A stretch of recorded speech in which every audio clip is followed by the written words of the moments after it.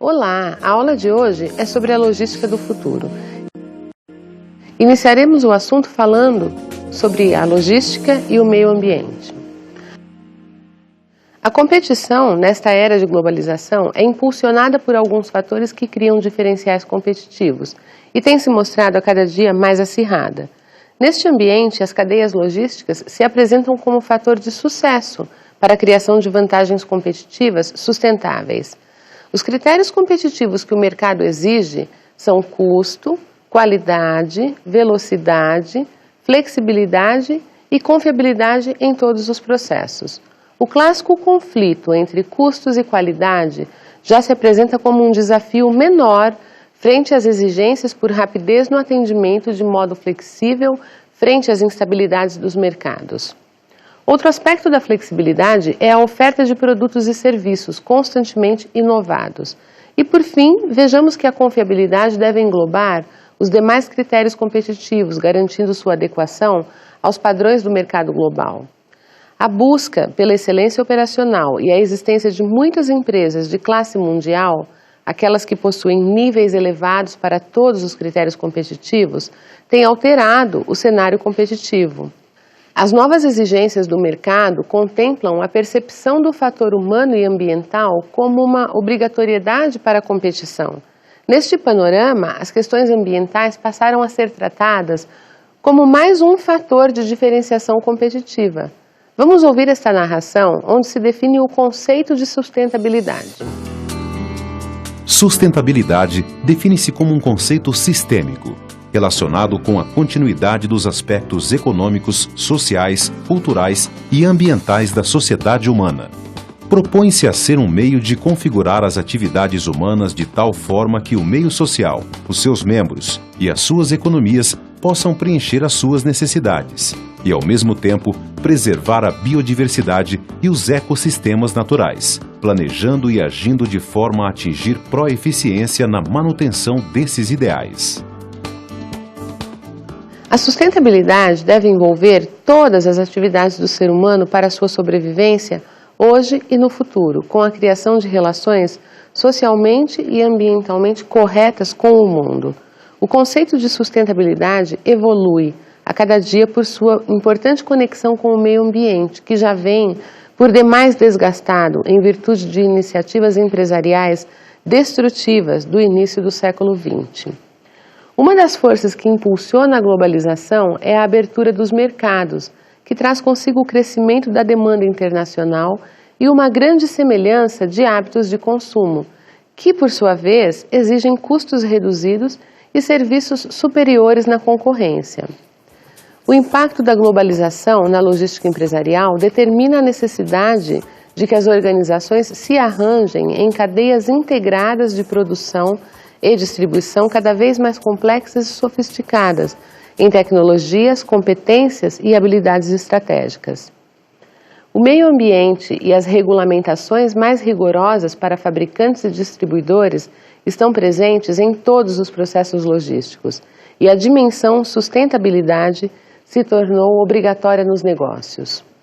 Os custos da logística tendem a se elevar diante desta situação e os membros de uma cadeia têm buscado soluções conjuntas para o problema.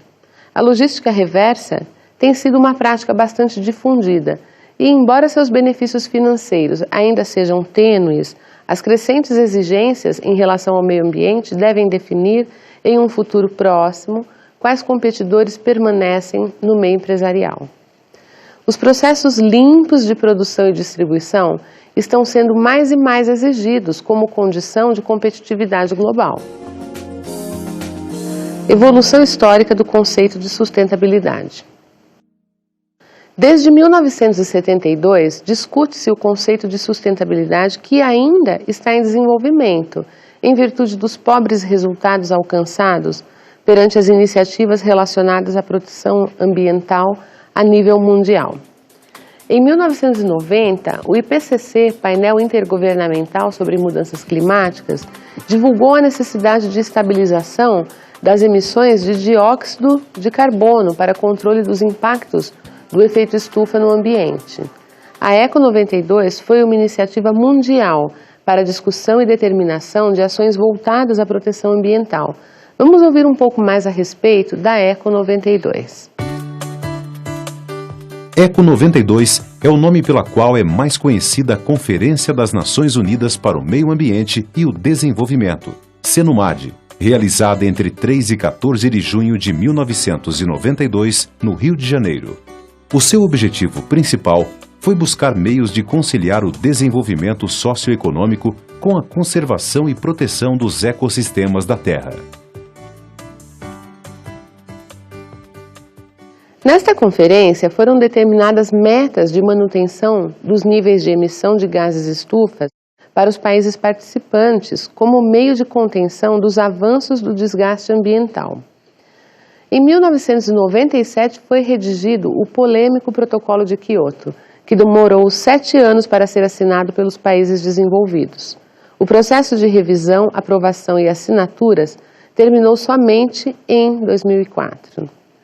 Sua meta, a redução da emissão de poluentes em 5,2% sobre o índice de 1990, em virtude da crescente deterioração ambiental. Vejam que desta vez as metas eram ousadas.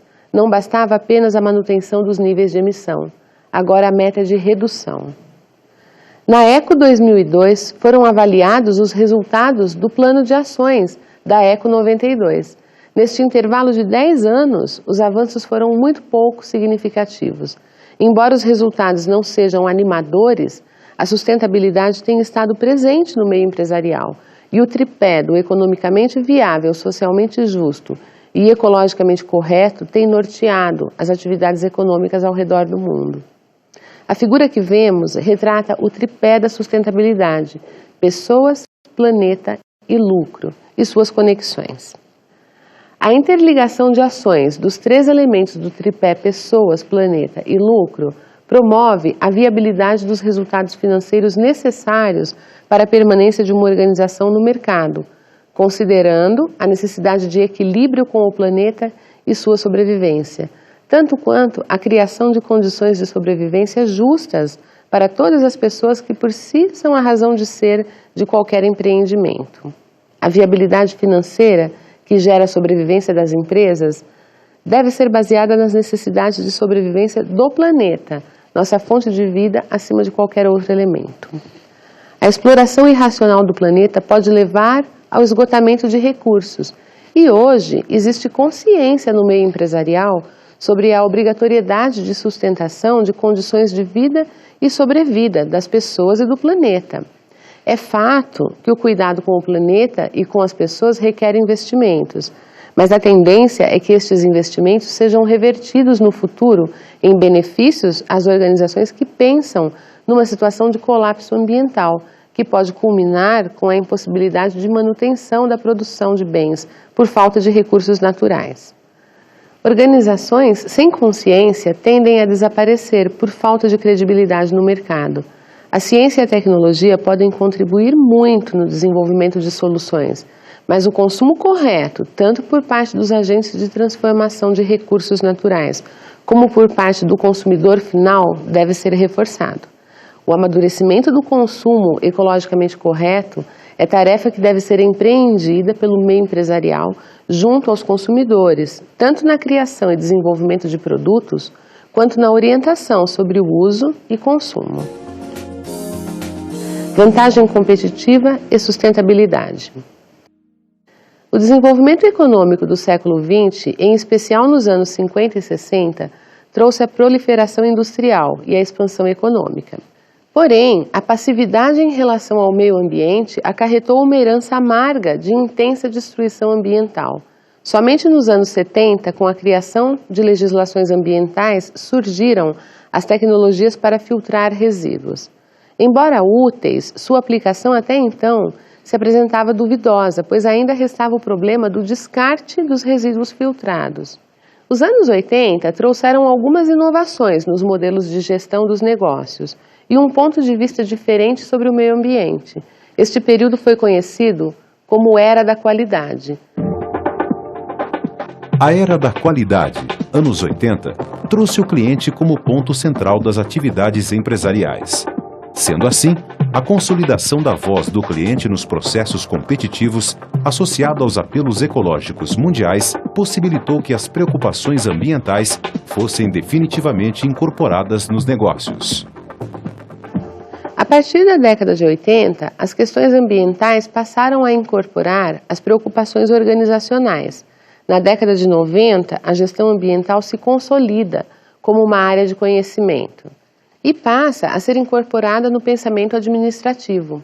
As empresas de classe mundial, que competem globalmente de modo sustentável em seus negócios, estão cada dia mais atentas às exigências ambientais.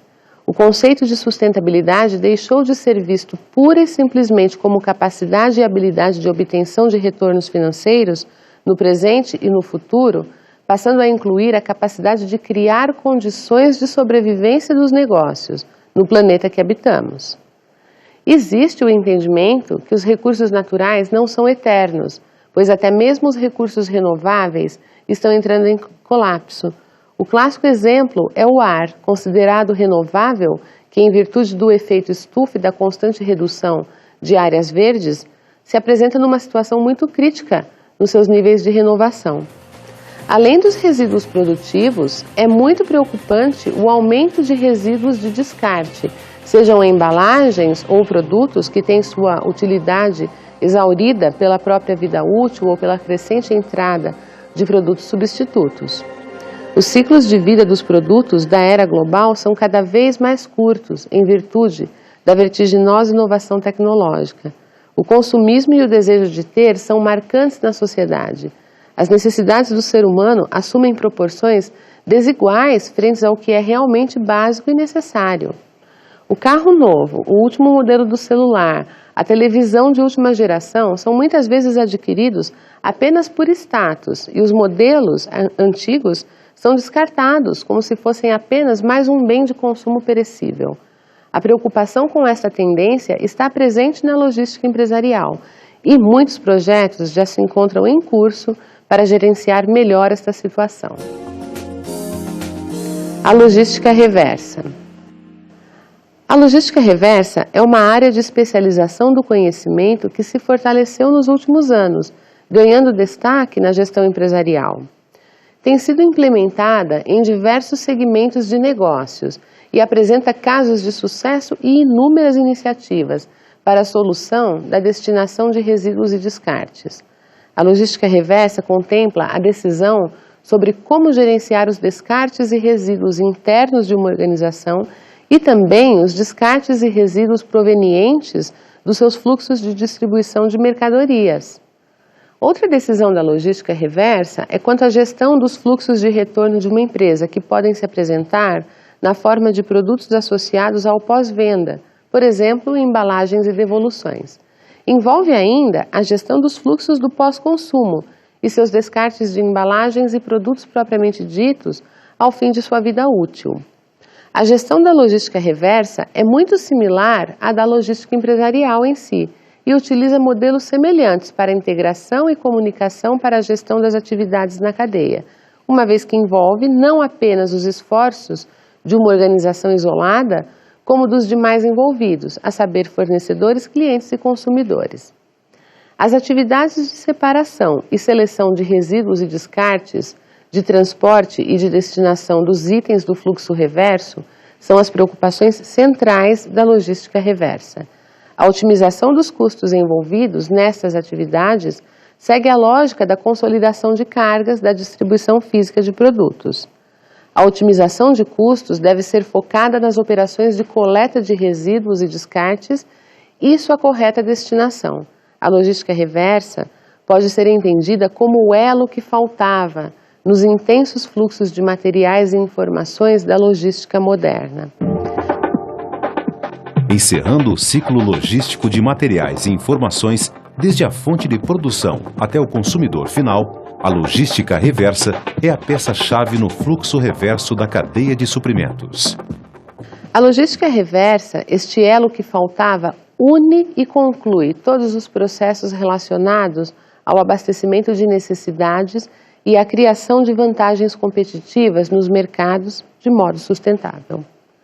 As atividades da logística reversa estão integradas à estratégia de marketing e de logística de uma organização e contribuem para a criação de diferenciais competitivos nos mais diversos elos da cadeia de suprimentos. Os resultados da logística reversa dependem do comprometimento entre fornecedores e clientes frente aos processos de separação, armazenagem e transporte dos itens do fluxo reverso. Um ponto de atenção na gestão ambiental é o índice de resíduos no pós-venda e no pós-consumo. Os processos de reciclagem geram um fluxo de materiais dos clientes aos fornecedores, no sentido oposto ao que os bens supridos por uma cadeia fluem. Cada membro da cadeia de suprimentos gera novos itens descartáveis ou retornáveis. Estes itens vão desde embalagens até produtos danificados no transporte. A gestão deste fluxo não consiste apenas na tratativa do retorno desses materiais ao ponto de origem ou ao local adequado e correto para o descarte. Consiste também no desenvolvimento de projetos de produtos com menor índice de descartes e consiste em conscientizar o consumidor sobre o consumo ecologicamente correto e sobre as formas de descarte e destinação de itens obsoletos. Fluxo reverso de pós-venda. O fluxo reverso de pós-venda ocorre normalmente por algumas razões que vamos examinar. Erros de expedição, como falhas no processamento de pedidos, pois a separação ou carregamento da carga pode gerar um retorno de um cliente ao produtor. A destinação destes bens pode ocorrer para outro cliente ou, caso o produto seja extremamente customizado, pode ocorrer a necessidade de reprocessamento. Normalmente, o reprocessamento gera novos resíduos. Os produtos consignados, que ao fim do tempo vigente do contrato são redestinados ao produtor do bem, podem gerar situação semelhante à anteriormente comentada. O excesso de estoque ou o giro de estoque baixo, de acordo com os contratos de vendas, podem ser revertidos ao fornecedor, gerando também uma necessidade de novos destinos ou reprocessos. Os produtos sazonais, cujo consumo é focado em uma determinada época, podem gerar sobras de produto não escoados no mercado. Cabem ações de queima de estoques e, quando essa solução não é viável, procede-se ao reprocesso e, muitas vezes, o destino é o descarte. Produtos defeituosos e recall de produtos certamente geram descartes dos itens falhos. Produtos com a validade expirada, cuja devolução também depende dos acordos firmados em contratos entre fornecedor e cliente, são outras fontes de descartes e resíduos. Não podemos nos esquecer dos produtos danificados no transporte, que também são destinados a vendas com preços menores ou, quando o dano é extenso, ao reprocesso ou descarte. Fluxo reverso no pós-consumo. Já no pós-consumo, os retornos são ocasionados por algumas razões que vou comentar. O fim da vida útil do produto no primeiro utilizador. Isto é, quando o primeiro comprador do item já esgota a utilidade do produto e existe a necessidade de descartar as partes não consumidas. Por exemplo, bens de consumo de modo geral e suas embalagens que são descartadas. Para alguns produtos, o fim da vida útil ocorre em outros utilizadores. Os componentes não utilizáveis, como embalagens, acessórios ou aparatos de transporte e encartes ou folhetos informativos que acompanham o produto, podem ser considerados como as principais fontes de descartes e resíduos no pós-consumo. E não podemos deixar de nos atentar para os resíduos industriais, gerados após a transformação do item adquirido em outro produto destinado a outro elo da cadeia de suprimentos.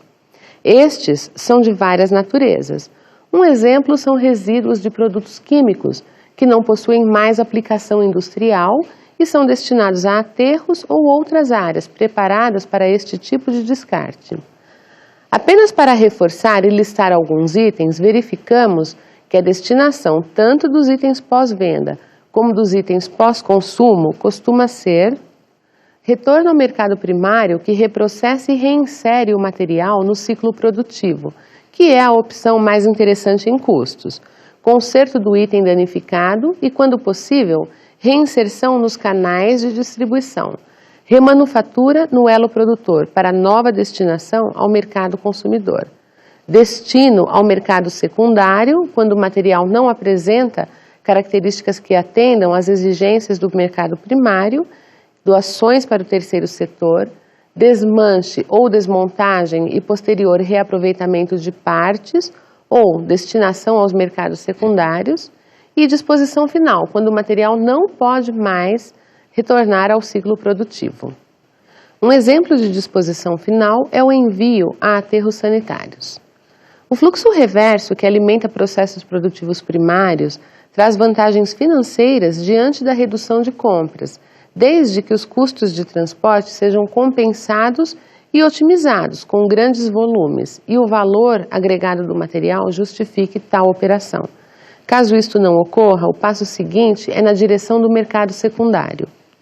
Atualmente, é muito comum que o fluxo reverso seja gerenciado por prestadores de serviços especializados em reciclagem, conforme o fluxo simplificado da figura que vemos. Este fluxo mostra a coleta de resíduos e descartes, tanto no fabricante como no seu cliente, com destinação ao processo de reciclagem, sendo executado por um terceiro. Após a reciclagem, este terceiro provê a reinserção de materiais no ciclo produtivo do fabricante. Estes prestadores de serviços na área de reciclagem costumam possuir estruturas de transportes e mercados compradores definidos e devidamente licenciados para tal atividade. O principal cuidado quando se contratam esses prestadores de serviços é relacionado à licença ambiental exigida pela legislação em vigor, tanto do próprio prestador de serviços como de seu mercado consumidor, a fim de evitar destinações incorretas de produtos e penalidades, como também para evitar a alimentação do mercado paralelo de sucatas. Este mercado paralelo movimenta materiais sem as devidas licenças e ainda alimenta empresas não solidárias às condições fiscais e ambientais que regem os demais concorrentes. Como comentado anteriormente, os projetos de logística reversa contemplam ainda a redução da descartabilidade na sua origem, ou seja, a produção limpa e a iniciativa da criação de produtos que incentivem o consumo ecologicamente correto. A redução do ciclo de vida dos produtos é um fato muito presente com a crescente inovação tecnológica, mas uma das preocupações dos projetos de logística reversa visa a redução das trocas de itens ainda em plena vida útil e, por consequência, redução do nível de descartes.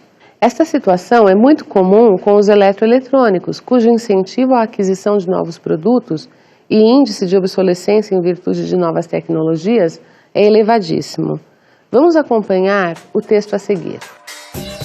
A cada semana surgem novos modelos de produtos tecnológicos com novas funcionalidades que levam o consumidor ao desejo de possuir tal inovação, mesmo quando ele ainda possui um aparelho que atenda às suas necessidades básicas de comunicação. O status do celular de última geração, do laptop mais moderno, do CD player mais avançado ainda imperam no mundo do consumo. As imagens que assistimos mostram as inovações no segmento de eletrônicos e a criação dos desejos de consumo. Tanto cabe aos consumidores uma análise racional de suas necessidades, quanto à indústria, que possui papel importante na criação de soluções que não exijam o descarte imediato de itens tidos como obsoletos por novos designs. A logística reversa em alguns segmentos industriais. As embalagens são uma excelente oportunidade para a logística reversa e algumas iniciativas já são conhecidas e disseminadas no mercado. A indústria de bebidas é pioneira na implantação da logística reversa. Quando as embalagens eram de vidro, havia necessidade de retorná-las ao fabricante para que o processo produtivo fosse abastecido. O vidro é um material caro e o custo de não retornar tornava o processo inviável. Toda uma inteligência logística foi desenvolvida para a gestão deste fluxo inverso. Com a troca das embalagens de vidro por PET ou alumínio, este problema foi parcialmente solucionado. Surgiu então a questão sobre como gerenciar os descartes gerados após o consumo. Vejamos o caso da reciclagem de latas de alumínio. As latas de alumínio, material de elevado valor agregado, recebem tratamento especial do fabricante de latas no seu fluxo reverso. Uma das iniciativas consiste num sistema de coleta instalado em estacionamentos de uma rede de supermercados, equipada com máquinas que compactam o material para o transporte. Estes blocos compactados são retornados a uma instalação que reprocessa o alumínio, preparando-o para um novo ciclo produtivo.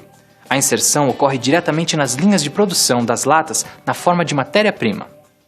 A reinserção do material na forma de matéria-prima, além de reduzir a exploração ambiental para a obtenção da bauxita, minério base para a produção do alumínio, ainda promove a redução de seus custos de compras para a empresa em questão. Hoje, existe um mercado forte na transformação de sucatas metálicas. Tanto alumínio como cobre são commodities de elevado preço no mercado. Os transformadores destes materiais, além de se beneficiar com a redução de seus volumes de compras, comprometem-se com o reaproveitamento correto de materiais que não retornarão à sua forma natural no ambiente e cujas fontes não serão renovadas. O metal reciclado, assim como outros materiais, possui grau de pureza inferior, mas existem diversas aplicações viáveis, dentre elas a reinserção de certos percentuais na forma de matéria-prima nos processos produtivos originais, ou mesmo a inserção em produtos que exigem menor grau de pureza. Outro exemplo é o da indústria de distribuição de energia. Não apenas uma organização deste segmento compra energia para distribuir, como possui responsabilidade sobre a instalação e modernização das linhas de distribuição e de transmissão de energia. Tanto metais como cobre e alumínio são utilizados, como postes e torres de aço, concreto e madeira são retirados de funcionamento e realocados ou reciclados, assim como outra série de itens, como os isoladores de cerâmica, por exemplo. Uma aplicação interessante da logística reversa é no caso dos pneus. Além de representarem potencial risco de proliferação de doenças, são compostos de materiais não biodegradáveis e de difícil reciclagem. A legislação possui rigor com os fabricantes de pneus e suas áreas de descarte. Os aterros sanitários já se encontram exauridos. Além disso, o uso de aterros gera, segundo a legislação, um grande passivo ambiental para as organizações que os utilizam, em virtude do elevado tempo de permanência destes materiais não reaproveitáveis. A responsabilidade ambiental sobre a destinação de pneus descartados recai totalmente sobre os fabricantes de pneus, que se veem obrigados à busca de soluções. Algumas soluções já estão em desenvolvimento para a reciclagem de pneus, como veremos a seguir. Uma das mais recentes aplicações de pneus em processos produtivos é o asfalto ecológico. Os pneus são triturados e incorporados à massa asfáltica. Além dos benefícios ambientais, existem relatos de melhor performance do asfalto com redução do índice de trincas. Alguns estudos apontam a vida útil do asfalto ecológico como 5 vezes maior que a do asfalto comum. Muitos trechos de rodovias do país já utilizam asfalto ecológico. As concessionárias costumam sinalizar os trechos com este produto. Esta solução ainda não é aplicada em larga escala em virtude do caráter restritivo dos custos, mas a evolução da ciência e a conscientização sobre as questões ambientais deve permitir, em futuro próximo, maior aplicação desta e de outras soluções para o grande passivo ambiental que carregamos e que ainda produzimos. Existem várias pesquisas em universidades e iniciativas de empresas privadas sendo conduzidas para a viabilização da produção e difusão do uso do asfalto ecológico. A logística pode não ser a última palavra para a competitividade nos negócios, mas se apresenta a cada dia mais fortemente voltada à criação de condições sustentáveis de competição. O campo da logística reversa ainda tem muito a ser descoberto e implementado na gestão empresarial. As iniciativas neste novo campo do conhecimento ainda nos surpreenderão e certamente muitas oportunidades de sucesso serão geradas.